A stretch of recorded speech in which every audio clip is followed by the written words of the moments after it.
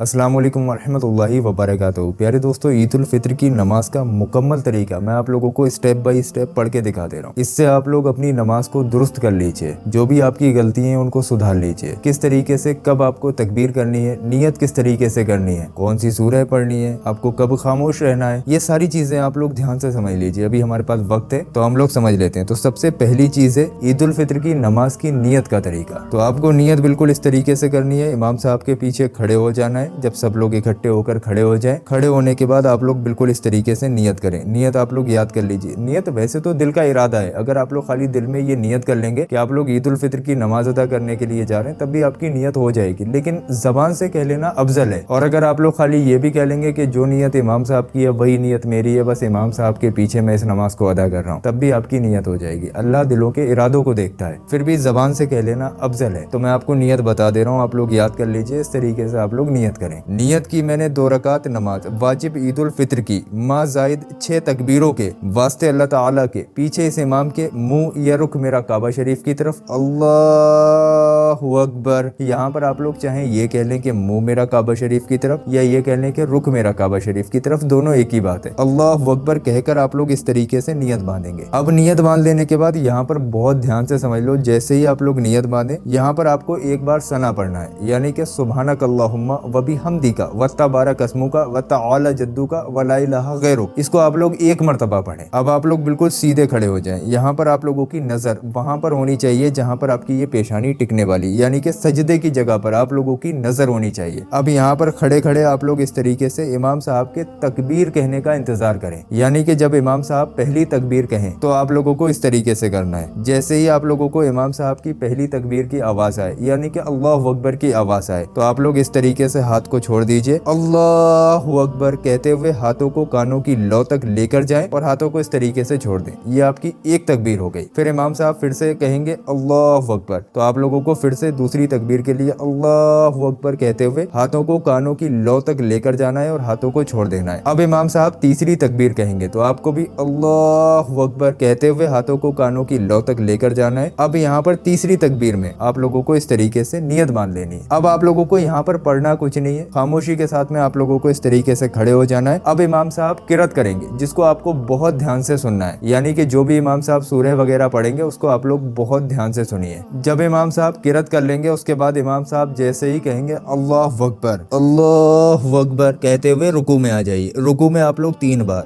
5 बार या 7 बार सुभाना रब्बियल अजीम, सुभाना रब्बियल अजीम, सुभाना रब्बियल अजीम पढ़े। अब इमाम साहब समी अल्लाहु लिमन हमीदा कहेंगे तो आप लोग रब्बना वलकल हम्द कहते हुए इस तरीके से खड़े हो जाइए। फिर आप लोग अल्लाहु अकबर कहते हुए सजदे में आ जाइए। सजदे में आप लोग 3 बार, 5 बार या 7 बार सुभाना रब्बियल आला, सुभाना रब्बियल आला, सुभाना रब्बियल आला पढ़ें। उसके बाद आप लोग अल्लाहु अकबर कहते हुए इस तरीके से बैठ जाएं। फिर आप लोग दोबारा अल्लाहु अकबर कहते हुए सजदे में आ जाएं। दोबारा फिर से आप लोग 3 बार, 5 बार या 7 बार सुभाना रब्बियल आला, सुभाना रब्बियल आला, सुभाना रब्बियल आला पढ़ें। उसके बाद आप लोग अल्लाहु